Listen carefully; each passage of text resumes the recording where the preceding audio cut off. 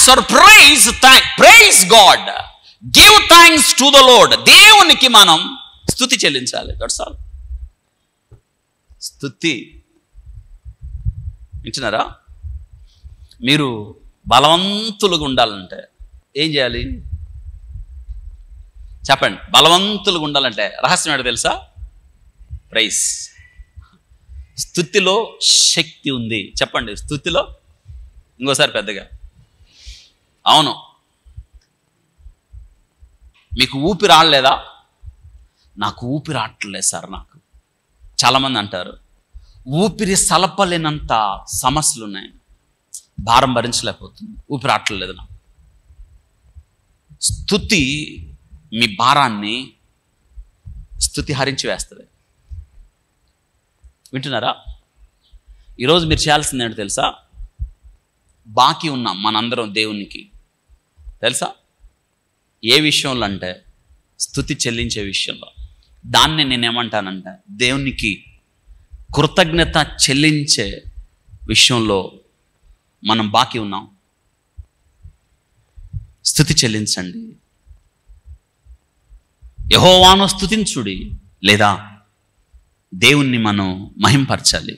ఈ కీర్తన అదే చెప్తుంది. చేస్తున్నామా మనం? అలాగా మర్చిపోతాం కదా. నీవు దేవునికి ఇవ్వగలిగింది ఏదైనా ఉంది అంటే స్తుతే కదా. యేసు ప్రభువా మమ్మల్ని కరుణించు అన్నారు.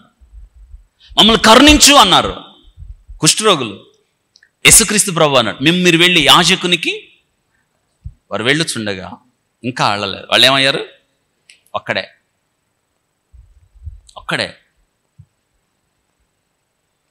తిరిగి వచ్చి ప్రభు అన్నమాట.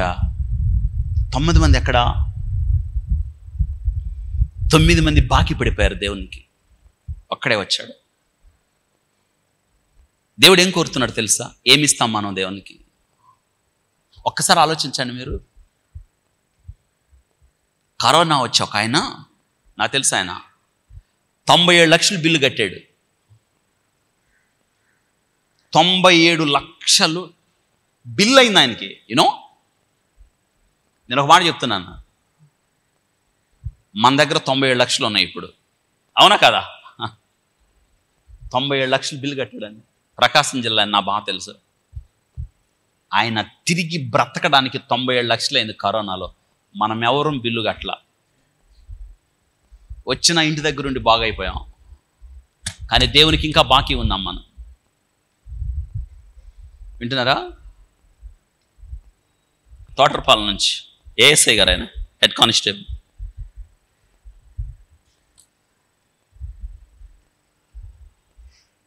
ఇద్దరికి, భార్యాభర్తలు ఇద్దరికి హాస్పిటల్లో ఉన్నప్పుడు నేను ఆయన దగ్గరికి వెళ్ళాను. హాస్పిటల్లో డ్యూటీలో ఉన్నప్పుడు శాచురేషన్ 44 ఉంది. 56, ఆ పక్కన 56 ఉన్నాయన్న డిఎస్పి గారు. ఆయన దగ్గరికి వెళ్ళి నేను చూస్తున్నా ఆయన్ని, పక్కన ఆయన చచ్చిపోయాడు.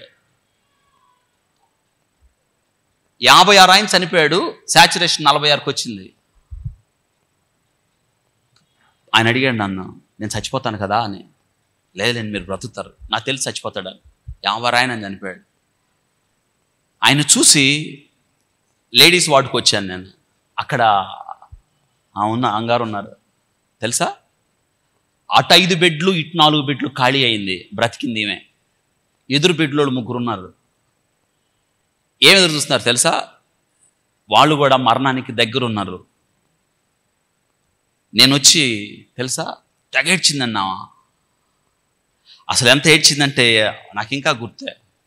నేనేం చేశాను తెలుసా? ఆమె పక్కనే కూర్చున్నా, ఆమెను పట్టుకున్నా, ఆమె భుజం మీద చేయేసా, దగ్గరికి లాక్కున్నా. నువ్వు బ్రతుకుతావు, అక్కడ నీ భర్త బ్రతుకుతాడు, మీ ఇద్దరిని దేవుడు విడిచిపెట్టాడు. 56 ఆయన చచ్చిపోయాడు, 44 ఉంది శాచురేషన్. బతికిన వాళ్ళు ఎవరు లేరు. ఇంతలో ముఖం అయిపోయింది, ఇంత నీరు వచ్చేసింది. అవంటది నేను బ్రతకను కదా అని. నువ్వు బ్రతుకుతా. నేను ప్రార్థన చేశానండి ఆ రోజు వాటిలో, ప్రభా వీళ్ళిద్దరి నుంచి ప్రభా కొద్ది కాలం వీళ్ళని నమ్ముకున్నారు, నీ కొరకు సాక్షులుగా ఉన్నారు, వీళ్ళు ఉండనివ్వండి కొద్ది కాలం. వీళ్ళు చనిపోవాల్సిందే, వీళ్ళు ఉంచావు. తెలుసా, దేవుడు సజీవులుగా బయటికి తెచ్చాడు. నాకు ఇప్పటికీ $1 మిలియన్ క్వశ్చన్ ఏంటంటే, ఆయన బ్రతికాడు, ఆయన కొంచెం పోలీస్ ఆయన కదా, ఫిజిక్ ఉంది. ఈమె ఆస్తమాటిక్, ఆమెకు అప్పటికే లంగ్స్ సరిగ్గా లేనావా, దేవుడు ఎలా బ్రతికిచ్చాడో చూసారా. వాళ్ళ ఇంటి దగ్గర కృతజ్ఞత కుడికి పెట్టినప్పుడు నేను ఒక మాట చెప్పాను వాళ్ళకి. ఒక ఆయన ఆ పక్కన ఉన్న ఆయన చచ్చిపోయాడు, ప్రైవేట్ హాస్పిటల్లో 97 లక్షలు కట్టాడు బిల్లు. దేవుడు మీ ఇద్దరికి ఎంత ఇచ్చాడు? 97 2 కోట్లు బిల్లు కట్టాల్సి వచ్చారు. నేను అన్నాను, బ్రతికినంత కాలం మీరేం చేయాలి తెలుసా? మీరు చేయాల్సింది ఒకటే, వందనాలు చెప్తా ఉండండి. ఎవరికి? Give thanks. యెహోవాను స్తుతించండి అంటే అదే. ఏం చేయగలం? నాకు అనిపించింది, డాక్టర్లు నిమిత్త మాత్రులు, మెడిసిన్స్ నిమిత్త మాత్రం, కానీ దేవుడు అంతా. దేవుడు ఈ మందు ఇతనిలో పని చెయ్యి అని చెప్పకపోతే ఏ ముందు పని చేయదని నా స్వానుభవంగా నేను తెలుసుకున్నాను. వింటున్నారా? అందుకే యెహోవానైనా నాకు అసాధ్యమైంది ఏదైనా. ఎందుకు నవ్వుతున్నావు? ఆమె అయితే నవ్వింది, మనం ఏడుస్తున్నాం. దేవుడు అంటాడు, ఎందుకు ఏడుస్తున్నావు? నువ్వు చేయాల్సింది ఏంటంటే, నీకు తెలిసిన భాష ఏదైనా ఉందంటే యెహోవాను స్తుతించు. జీవితం మారిపోద్ది, బ్రతుకు మారిపోద్ది, స్థితి మారిపోద్ది, గతి మారిపోద్ది, గమ్యం మారిపోద్ది, బ్రతకాల ఆశ కలిగిద్ది.